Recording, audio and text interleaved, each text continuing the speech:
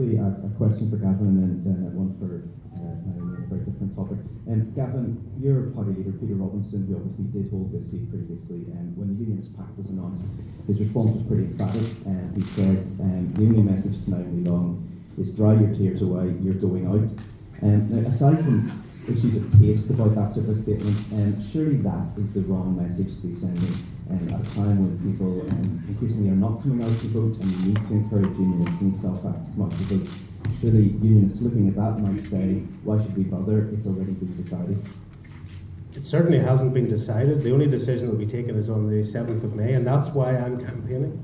And I'm out campaigning and I'm knocking doors and I'm talking to people and I'm building relationships across this constituency. So rather than put quotes from others to me, listen to what I have to say would be my response.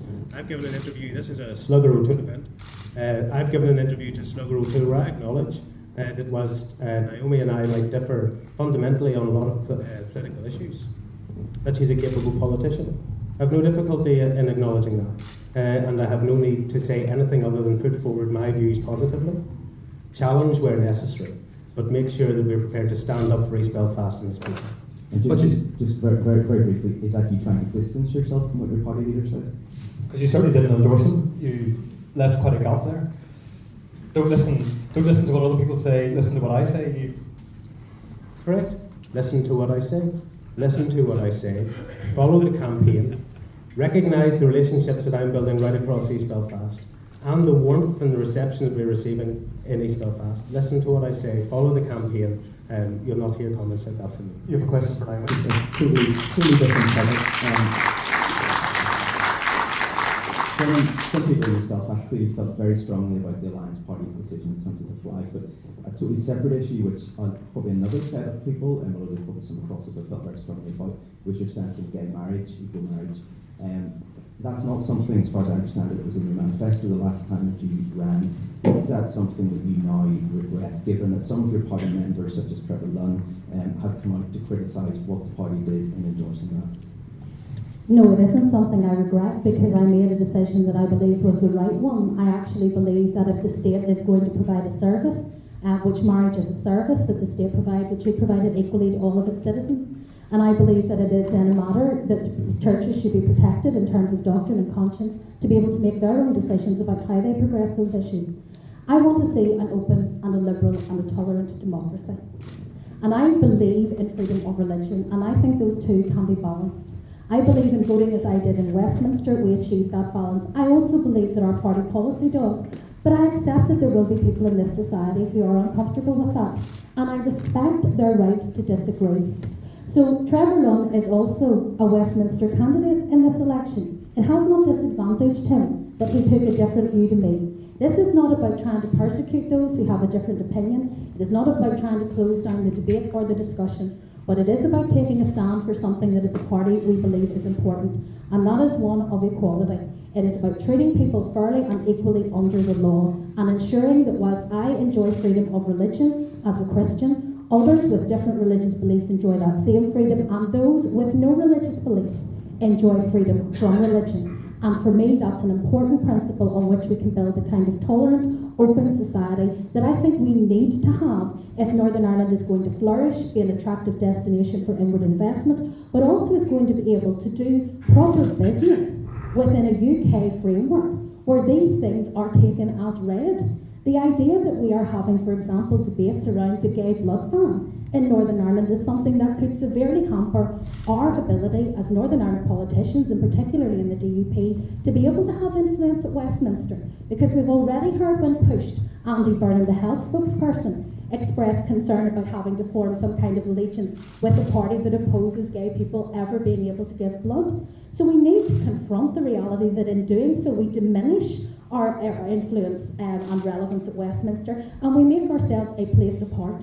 And that is not good for Northern Ireland, and it is certainly not good for the people who live here in fear of things like homophobia and racism and other abuse. In terms of what you said at the beginning,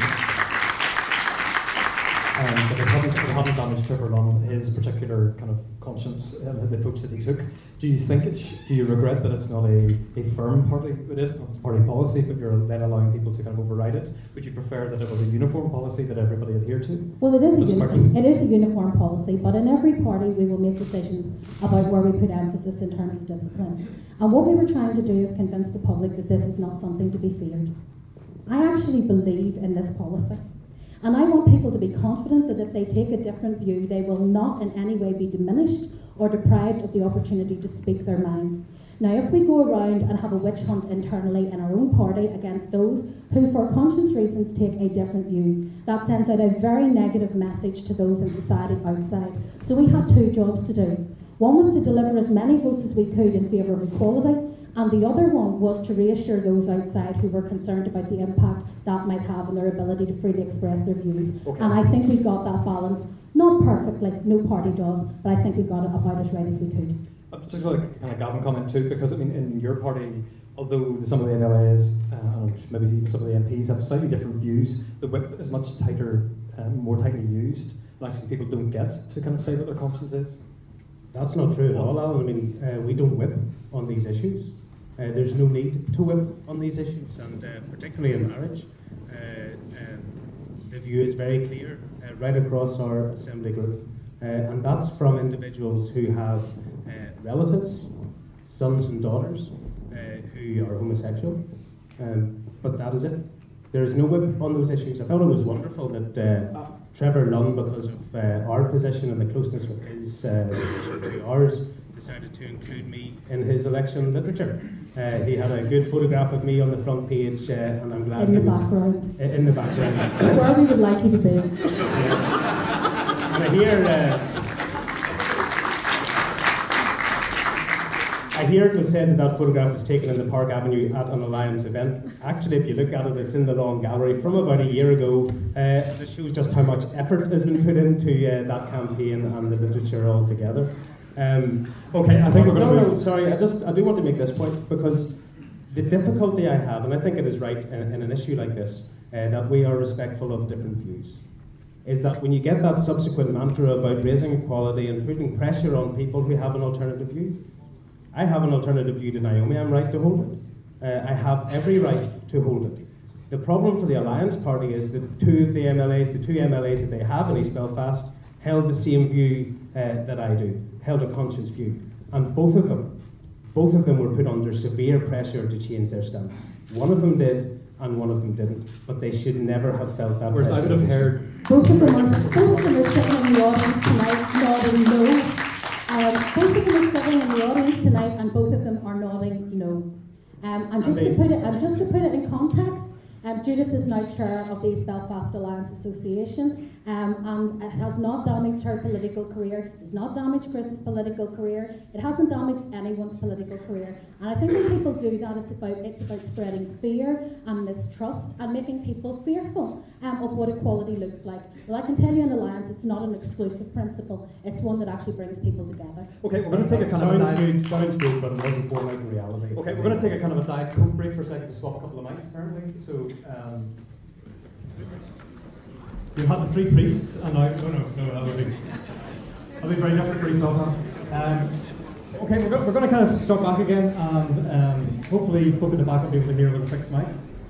Alex Kane, you have a couple of questions? And we're working, yeah, just one actually, so both of them, same question, and just very specifically about East Belfast. Why was the pact inherited? Since you're kind of involved in the pact, I guess you're a good person to start. That's an interesting one, because I wasn't involved in it at all. When did you first hear? When it was agreed. I didn't ask for it. I think it was St. Patrick's Day, was it, that the statement went out? The media folk will know. I knew that there were discussions. I knew that it was a consideration, but that East Belfast was not the focus. And that other constituencies, so no, Alec, the question was keep it specific to East Belfast. The other constituencies were much greater at play, and those were in consideration. North Belfast, Fermanagh South Tyrone, Newry and Armagh, what could happen in South Belfast, what could happen in Upper Bann. Are you very disappointed that you're not getting to defend your type of unionism against your alternatives with the CUV and UUP. Is that a disappointment? On every election that I've stood, I've had the opportunity of putting myself against them. I think it's great that I can stand against the Conservative Party. And now I have to be reflective and say, isn't it wonderful that everyone else in East Belfast, from a unionist perspective, wants to encourage and support me? Well, you don't know that until the polling day, but you hope. From the party's perspective, that's how it's fallen. I play the cards that I'm dealt. If you believe polls, and many set them aside, some think they're the most important things, it wasn't necessary. If you look at the last 4 elections since 2010, I don't believe it was necessary, because time and again people in East Belfast have responded to not only our positive message, but our track record, our delivery, the relationship that we have with people in this constituency, and they've responded in huge numbers, and huge numbers over and above every other party. So, look, something has happened, it's something outside of my control. I've heard some people attach meaning to it in a positive way, and some people attach meaning to it in a negative way. I'm quite relaxed. I'm playing the cards I'm dealt. I'm standing as a DUP candidate, and if people want to endorse me and support me, they'll vote on May the 7th. If they don't, they'll vote for somewhere else, or like Alec, spoil your vote. Naomi, are you relaxed about the pact? Yes, I am relaxed about the pact. To be honest, I was expecting that there would be a pact, because I think the reason that East Belfast was so important is because of the person who lost it last time. I think it's as simple as that, and I think this is now about restoring people's dignity. I think if the DUP believed for a minute that they would have won the seat in a head-to-head alliance without the pact, they would have done that, because that would have proven a point. I think the reason that we have a pact is because they were less than confident that that was going to be the case. Because whatever Gavin says about the last number of elections, what we can show is that the trajectory for alliance after 2011 was upwards, not down. We can also show that my name was not in the ballot paper in any of those elections. And I have a track record of delivery in this constituency that I think people appreciate. I also think that it is presumptuous. I think it is presumptuous to assume that anyone who supports the union will necessarily support the DUP. There are people who support the union who believe that our position is best represented within the union, but they want a very different kind of society in East Belfast and in Northern Ireland as a whole. And it is presumptuous to assume that those people will place the union and the security of the union in an election where it isn't at stake ahead of the kind of society they want to build. So I am quite relaxed about it, because I've talked to people on the doors who feel that they've been taken for granted. Not DUP voters, obviously, who are happy with the situation in general, but Ulster Unionist Party voters who have said very clearly to us in the doors they feel abandoned, they feel taken for granted, and they feel let down. And they are not voting DUP for that reason. So there will be some who do. Undoubtedly there will be some who will put that as their priority, but it will not be all of them. And I'm confident enough to go to people on my record. I think if the flags debate had perhaps been more enduring in terms of its impact, there wouldn't have been a pact. But I think when that started to dissipate and the anger around that started to dissipate, then we needed something else. They're both relaxed. Alison? Both candidates would be considered unionist, albeit conservative and moderate, but after this election, whichever one of you is elected, there is diversity in this constituency. Whether it be the smaller nationalist community and also the ethnic community and any migrant workers. And just in the last 24 hours, we've had another attack on a Polish business owner. How do you feel that either of you would be able to represent that smaller minority, given the fact that you can consider traditionally unionist? Well, I've never stood as a unionist, let's be very clear about that. If I'd wanted to get into politics for a career reason, the easiest route for me would have been to have joined one of the 2 unionist parties in East Belfast. I joined politics because I wanted to stand for something different. I wanted to stand for a shared future and a united community. That's what motivated me to get involved in politics. We talked about motivation and passion earlier. That was my motivation and passion. I'm also seen in some quarters as an ardent Republican, by the way, so we get that too. I'm not so worried about how people see me. I'm worried about the values and the principles that I espouse and follow. And I believe that the best way to protect people, whether it's vulnerable people in inner East Belfast on one side of the interface or the other, is to try to build the kind of shared society where people can feel secure in their own homes, where people feel confident in their own identity. And I guess, to take it back to the leaflet, that's what bothers me most about the leaflet. It's not the leaflet, it's not about the targeting of me. But it's about the fact that it made people feel that they were in some way being diminished as people, that their identity was being taken away from them. And that kind of robbing people of their confidence makes people fearful and makes people lash out. I want to give people confidence. Nothing that happens in this election will change the position. If the union ever changes, It will be as a result of a referendum in which each one of them will have a say. Neither Gavin nor I will ever change that, other than with our single vote, just like them. I want to give people the confidence to know that they can be who they are. But this is not just a unionist constituency. This is wider than that, and the vision for this constituency needs to be wider than that.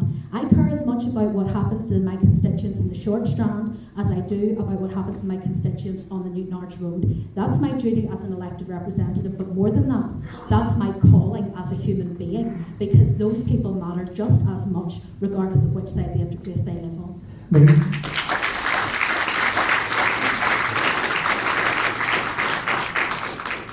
Gavin, when you were Lord Mayor, you were certainly all over the city. Now that you're a councillor and not Lord Mayor, do you spend as much time in Short Strand? Do you often get to represent people who are not traditional unionists across the constituency? I was never once in Short Strand when I was Lord Mayor. Okay. I was there many times before and many times since. And I've never had a difficulty when people ask me for help to stand by them and stand with them. So today in Castlereagh Street, when Asta's Neil Bar was attacked, I was with them. I was with them, and I stand with them in every individual where I get the opportunity to go and meet them. Sometimes you can't always get the details from the police. Sometimes they don't want the interference. You stand with them, but more than that, you make sure that the police actually have done more in East Belfast as a consequence of race attacks in providing personal security measures for individuals who have been targeted than anywhere else in Belfast or the city. As a local councillor, I've been delighted to be involved in what's known as the Round Tower organisation, organising conferences that are challenging people directly who may be involved in such racist and hate-filled attacks. I think that's hugely important. When I was in OFM-BFM and I was working on racial equality, I was in there talking to groups, making sure they had the finance and the resource to make a difference, whether it was the Round Table in South Belfast, whether it was the housing executive and the support that they have in taking people into an unfamiliar community, introducing them to their neighbours, making sure that they can build up the relations, because once you know somebody, once you have an appreciation for someone as an individual, you're much less likely to fear them, much less likely to attack them. I have no difficulty after this election standing up for the entire of East Belfast. I've had no difficulty standing up for the entirety of Pottinger or for Short Strand or for the Lower Newton Arch Road or right throughout East Belfast. Okay, the attack on the railbar today is one of the story of East Belfast. You were going to ask about something kind of related. Yeah, just following off from that, potentially loosely related to that, how damaging is it for East Belfast that there is this quite strong paramilitary influence in certain areas such as the Lower Newton Arch Road, such as the Woodstock Road? How off-putting is that to business, and how difficult does that make it to sell the constituency? Well, in terms of the impact that it has on businesses, undoubtedly has an impact on business, particularly around the Newton Arch Road and Lower Woodstock. I mean, I've been approached by businesses who feel that they can't trade fairly and equitably because of this. The environment that is created dissuades people from stopping on their way home and doing their shopping on the road, because when people see the murals and the flags, they find it intimidating and off-putting. It creates a chill factor that stops that becoming a vibrant place where people will spend time. So it's damaging on two fronts. But more than that, there's a human cost to all of this, because the people who live cheek by jowl with paramilitarism actually are the ones who suffer the most, but they suffer in silence. They are fearful for their lives, for their homes. I have spoken with people in the constituency. They regularly come to me. They come to me because they've seen me take a stand against paramilitaries. And so they come to me and they share with me their experiences of what they have been through with this. And we need to find ways of working with the police, with the community, to tackle it. And let me be clear, lest anyone try to misrepresent my position. I'm not saying that if somebody has a paramilitary past, they can't have a future or play a constructive role in Northern Ireland. They can, and they should. But it has to be on the same basis as every other person. It cannot be with the threat of violence. It cannot be with intimidation. It cannot be with racketeering and law breaking. It has to be on the same basis as every other single person in this society. And the kind of networks that intimidate and bully both businesses and individuals in East Belfast are utterly destructive and parasitic on those communities, and stop them being able to move forward and enjoy the kind of progress that we see in other parts of the constituency. Gavin. Thanks, Al. The question's an important one, and I have to say I agree with a lot of what Naomi has said, but I want to take it one step further. She is right that in the past, she says parasitical, There are individuals who have had a tight grip around the neck of this constituency, around individuals. People remember how atrocious it was when Gemma McGrath, as a young lady, was dragged from her home and shot. But that's an example in the media. There are many, many more where individuals feel pressure, where individuals are living in fear and living in fear of individuals who will make their lives a misery, a living hell. And that has an impact on community relations, that has an impact on how people go about their day-to-day business. But what do we do about it? I think that's the most important question. So I have no difficulty in condemning individuals, but when we have paramilitary murals on the wall, and they are providing a chill factor in East Belfast, and they are discouraging individuals who might otherwise feel comfortable about coming into an area, what do we do about it? You engage and you get them taken down. That's what I've been doing as a local councillor. This is something that has plagued me since 2010, having been in Belfast City Council, working on these issues, trying to get a resolution to these issues. And this is where I take an issue with Naomi, with the greatest respect. About 2 months ago, she was on the front page of the Belfast Telegraph, slating the constituency and saying that people were not coming here to invest because of the fears of paramilitarism and the racketeering. Now, what do I do about that as a local councillor? I want to find out, is that right? So I phone the PSNI, and they say, that's not an issue. You talk to businesses and say, yes, the PSNI set up a helpline for racketeering. They shut it down. And when asked at the policing board, now this issue has been raised. Now we've heard some of the difficulties that our Member of Parliament has described in the Belfast Telegraph about what businesses are having and so on. Please say, well, she didn't speak to us, and then they subsequently spoke with her, but they have no plans to bring a scheme like that, the racketeering hotline, back, because where it was an issue, they don't believe it to be the same issue today. I think it's very important that when we're talking about East Belfast, we don't continually focus on the negative. I think it's very important that when we're talking about East Belfast, we recognise that representatives like Alec Atwood stood up in the Assembly and said, you can't put any more investment, you can't throw any more jobs or any more money or infrastructure into East Belfast and South Belfast because they've had enough. Don't one side say businesses are perturbed from coming here and then wonder why they don't as a consequence. We need to talk positively, and when there are issues, we need to get in there and we need to deal with them. So, I mean, Naomi, did you get it wrong? Are you behind the times in terms of racketeering? Well, no, I'm not, because actually if you read the Belfast Telegraph article, included in that were interviews that they did with business people who were paying to the rackets. So this wasn't something that I pulled out of a bag and simply made up. This was something that there was actual journalistic evidence about. And I am not, I'm afraid, like Gavin, willing to try to airbrush out the negatives in the constituency. I don't go seeking negativity. I'm actually quite an optimistic person. I believe that there is a huge amount of good that goes on in those communities. But I do believe that where we see that happening, there is absolutely no point in us trying to in any way cover it up or disguise it. It is important that people have the opportunity and the confidence, but I'll tell you something.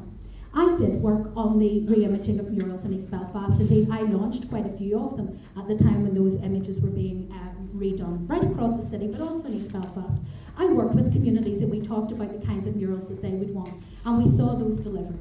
And then we saw people for party political or paramilitary political reasons go and overpaint those murals again and return them back to UVF imagery and other things. Now what we need to do is find a way of standing up and defending communities against that, because that was done on scaffolding, in broad daylight, with no intervention, and yet was essentially saying to the people on the Newton Arch Road who watched it happen, what would be the point of a business? What would be the point of a business saying that they are facing an extortion racket? Who will be there for them in the middle of the night when their business is attacked if no one challenges in the middle of the day when people are painting essentially adverts for the same organisations on gable walls? So we have got to challenge and press the police and the community to stand by those in the community who want to make progress and to root out those who are wedded to paramilitarism. Sorry, can I just very briefly? A very brief question to both about that, if you don't mind. You're saying about challenging the police. Your party leader is Justice Minister. Why is he not doing more about it? And to Gavin, you're in alliance, in some cases with the PUP, who are obviously linked to the UVF. Does that not undermine some of the rhetoric that you have given? So, just briefly. Well, I'm happy to answer the issue about David. David actually does do a lot about this. In fact, it is through what David has done through his community safety unit, for example, that we have seen some of the interface barriers addressed. We have seen that actually be done in a progressive and a constructive way. It's not David's job, I have to say, to direct the operations of the police. When we get to that point, then we are in a police state and we have bigger problems, frankly, than paramilitarism. But it is the job of the policing board, and it is the job of elected representatives, not just to hold them to account, but to support them when they take a stand. Because, for example, when the police took a stand against flags in Ballyclare, and there was a riot afterwards, the police were lambasted by unionist politicians for having stood up for the local community and for agreement that was made. So we've got to get it right. We've got to be willing to stand behind the police when they're doing the right thing and challenge them when they're not doing enough. There's a film coming in here quite soon, so Gavin, a quick comment. I do want to answer that particularly. I'm not in any alliance with the PUP. I'm not sure what you're suggesting, and I'll give you the invitation to come back and suggest. The Unionist Forum is where people can come together and discuss ideas. It didn't. Pardon? Twadell Committee. Twadell Committee? Yeah, Twadell. Have you been there? Committee. I've never been there. No, I haven't been there either, but in the chat of the Twadell. Sorry, the question was to me about alliances that I have with the PUP. I have no alliances with the PUP. You stand for a party, Gavin. And I have to say, I stand for a party, and I think people can listen to the answers and they can hear quite well what I'm saying. Listen to what I say in this campaign. I think this is very important. No alliance with me and the PUP. The PUP aren't standing, and they've indicated the reasons for that. They say they haven't got the cash to fight the election. But there's a wider point here on the economy I think we need to focus on. Because you raised the question, about racketeering. When Conswater lost Tesco, what did we have? Comments to the media first about this dark cloud over the future of Conswater Shopping Centre. When I speak to them, they say they've had no contact with our Member of Parliament. When I speak to them, they show me the plans for investment and the opportunities for the future they have for East Belfast. Last night, when we were in a debate and there was a question about an in-and-out referendum, what did we get from our Member of Parliament? That if you have an out-of-EU referendum, we're taking Bombardier to leave East Belfast. We need to talk positively, Alan, about East Belfast. That's okay, you're going to get 2 minutes. We need to talk realistically about politics. We need to talk realistically about politics. There wasn't. That's all scaremongering. No, it's all not. Scaremongering. There's a dark cloud over Conswater. No, there's not. No, that's not. First of all, I have met. You're going to get your 2 minutes to sum up in a minute. I don't want to waste it on this. I want to have a right of reply because this is important. I have met with the management and the owners of Conswater. I have discussed their future plans. But that doesn't mean that there isn't an issue for the traders who relied on Tesco and Duns for footfall. And that's a reasonable thing for me to be concerned about as the MP. It is also the case that for manufacturing, an in-out referendum for the UK would be incredibly damaging for manufacturing industry. So I am happy to be positive because I will sell the positives of investment in East Belfast. I will sell the positives of our engagement in Europe. But what I won't do is airbrush out the challenges. Okay, we're going to move towards the end. The candidates can draw their breath and figure out what they're going to say for their 2 minutes and kind of sum up. We're going to get in a second. Alex, I want to ask you, you're kind of short-changed in the middle there in terms of question, but I want to ask you, have you been surprised by what you've heard tonight? Is there anything that has been shocking to you, or has it been much of what you'd have expected? Well, I'm glad they like each other so much. Obvious the little exchanges. No, not really. Can I, very briefly, can I just ask them one very quick question? Just ignoring Titanic and ignoring the Scale-Off Centre, and just going back to 1998, you give a 1 or 2 sentence answer. Have you noticed, has there been any real change in East Belfast between 1998 and now? Is it a better place? Are the people getting on better? Is it better community relations? Or is it just very much the same old Belfast? So, 2 the same sentences. Political battles that you're facing now? Naomi? I think it has improved since 1998 because in 1998 we had serious issues with violence which were much more significant than what we face, though we still have a residual problem. But I have seen, for example, parts of the Newton Arch Road with creative investment actually start to regenerate. What I want to do is create the conditions where we can see that happen more. Gavin, 30 seconds. It's moved on leaps and bounds, whether it's new school infrastructure, new hospital infrastructure, whether it's community infrastructure that we've brought in with the Network Centre in Templemore Avenue. You dismiss Skenos because it's maybe out there. It just seemed to me that we have exactly the same electoral battle today that you could have had in 1998. No, Alec, we've had issues about educational underachievement in East Belfast, yet Ashfield Boys High School is the best non-selective school in Belfast and the surrounding areas, bar none. Okay, and the girls, it's just not as high up the list. Okay, I want to remind you again of the 6 candidates looking for your vote in East Belfast. Probably 4 of them are standing outside. They've had an extra hour or 2 to campaign tonight. In reverse alphabetical order, so we get them in a different order. We've got Neil Wilson from the Conservatives. There's Gavin Robinson from the DUP, Niall O'Donoghue from Sinn Féin. We've got Mary Muldoon from the SDLP, Naomi Long from Alliance, and Ross Brown from the Green Party. We're going to kind of head towards the kind of final thing of having kind of 2 minutes to go. Naomi, you went second at the beginning, so you get to go first as you close. You have 2 minutes, really 2 minutes starting now. Well, first of all, can I say that I have enjoyed the debate this evening. The questions have been challenging. We didn't know what they were going to be, but I would say that there were only a few surprises that we wouldn't have predicted. However, I hope that the answers have not been as predictable. I hope that people have heard something fresh and new from what we've had to say. I think one thing we have drawn out about this constituency is, first of all, that it is a fantastic place to live and to work, but also that it has some significant challenges.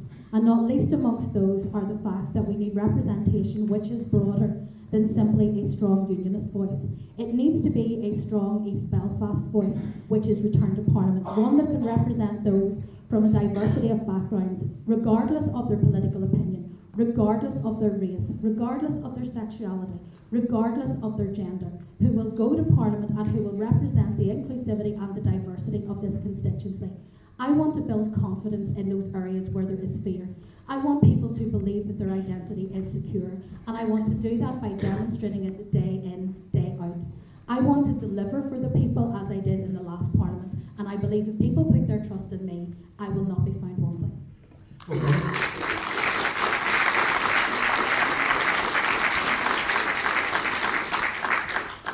Okay, thanks, Alan. Thank you very much again to all of you for participating so well in the debate, and to the questioners and the Slugger O'Toole for organising it. These opportunities are great because it gives you the chance to hear firsthand what it is we believe and what it is we want to do for East Belfast. And when I put myself forward for election, I said I'd be a strong voice for unionism. And I don't say that with any dismissive attitude. I don't think it's a term of abuse. It is something that I believe it brings out the best, not only in East Belfast, but in Northern Ireland as a whole. We've set out our plan. It's not just words, and I'll not just tell you a tale. We have a plan, a Northern Ireland plan, where we want to make sure Northern Ireland succeeds within the United Kingdom. Extol the benefits of unionism. Show people that in unionism there is hope and there is future, and it is progressive. And that through the political ideals that we have, the aspirations that we have for East Belfast and for Northern Ireland, everyone in Northern Ireland has the opportunity to benefit. It's there, and I suspect, not only from the engagement that I've had on the doors, but with people individually and people personally, I can see that people understand and appreciate the real potential that East Belfast has in this election. This is more about 2 individuals or 2 parties. A once-in-a-lifetime opportunity to make a huge difference. I'm a young man. I'm starting off not only my political life, but life itself. And I'm putting myself forward to say it isn't about me or it's not about us. It's about everyone who lives in East Belfast. I'm dedicating myself to the people of East Belfast, and I hope they respond to that positive message. Thank you, Gavin.